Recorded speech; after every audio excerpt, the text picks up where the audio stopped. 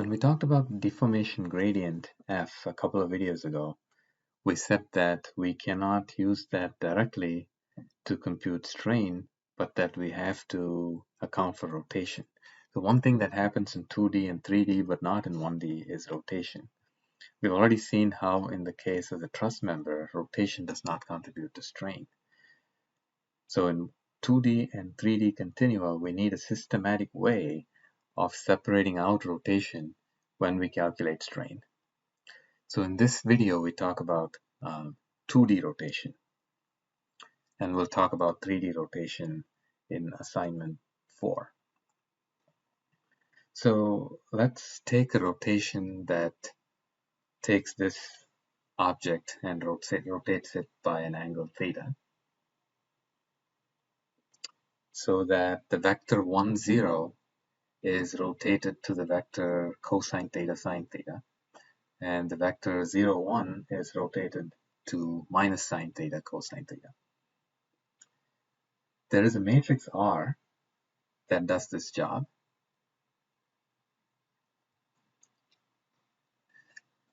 And how do we determine what this matrix is? So we know that the vector 1, 0 is taken to cosine theta sine theta, which means R times 1, 0 must be cosine theta sine theta, which means the first column of R must be cosine theta sine theta. Similarly, 0, 1 is taken to minus sine theta cosine theta, which means R times 0, 1 must be minus sine theta cosine theta. So the second column of R must be minus sine theta cosine theta. So this is a very similar process to how we constructed the stiffness matrix column by column, if you remember, by applying unit displacement in one degree of freedom and 0 in the other degrees of freedom. So the rotation matrix R is cosine theta sine theta minus sine theta cosine theta. Now what's R inverse? Let's just calculate the inverses 2 by 2 matrix by the formula 1 over determinant of R times the adjugate of R. The determinant of R is cosine squared theta plus sine squared theta, which is simply 1. So we see that R inverse is R transposed. So we have the following properties for the rotation matrix. The rotation matrix is orthogonal, which means R transposed R equals R transposed equals identity, essentially that R inverse is equal to R transposed, and that the determinant of R is 1. These two properties are true for 3D rotation matrices as well. But the major difference between 2D rotation matrices and 3D rotation matrices is that 2D rotation matrices commute.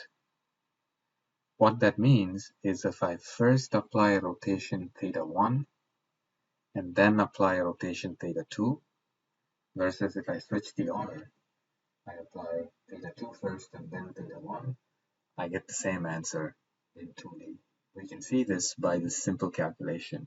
R2, R1, just by direct calculation,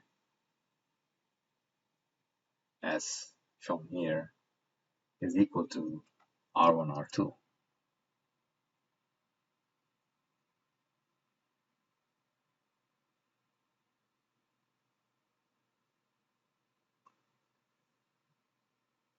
But this is not generally true in 3D, which makes it more complicated and very interesting.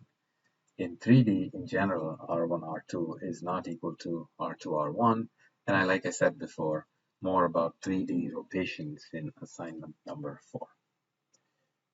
Now consider a different type of operation, the reflection. So let's say we have two vectors, and there is a reflection that does this to the vectors. Again, by seeing what the reflection does to 1, 0, and 0, 1, we can write the reflection matrix as minus 1, 0, 0, 1. Reflection is orthogonal because if we do ref transpose ref, we get identity. But the determinant of ref is minus 1, not 1 like it was for the rotation. So reflection is not a rotation, which is obvious.